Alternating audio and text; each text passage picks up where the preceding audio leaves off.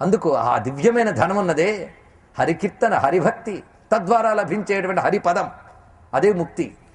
అది దేనివల్ల? ప్రాకృతిక వైపరీత్యాల వేటికి నశించనిది.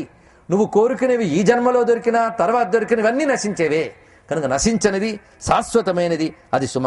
జ్వరాక్షి రోగా అతిసార ప్లీహ గుల్మాదికైస్తదా. జ్వరము, అతిసారము ఇత్యాది జబ్బులన్నీ నువ్వు అనుకునే సుఖాన్ని పోగొడుతుంది, కానీ విష్ణు సుఖాన్ని మాత్రం ఇవి పోగొట్టలేవు సుమ. కనుక తామాప్నోత్యమలేన్యస్య కేశవే హృదయం నరహ.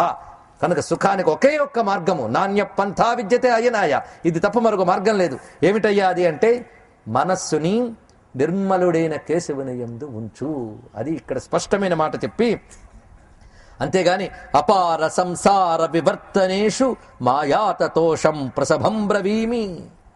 అంతులేనటువంటి సంసారం ఇది. ఏమిటండి, పుట్టగానే చేస్తాం, అప్పుడో కూడా అంతుంది కదా, మరి సంసారానికి అంతు లేదంటారు ఏమిటి అని ప్రశ్న రావచ్చు. అసలు సంసారం అంటే ఏమిటి అదొకటి తెలియాలి కదా. సంసారం అనే మాటకి ఒక్కొక్క ప్రాంతంలో ఒక్కొక్క రూఢ్యర్థం. మన వైపు సంసారం అంటే కాపురం చేసుకోవడం అని అర్థం. ఉత్తరాది వైపు వెళ్తే సంసార్ అంటే జగత్తు, ప్రపంచం అని అర్థం. అది ఇంకా కొంచెం దగ్గర అర్థమే.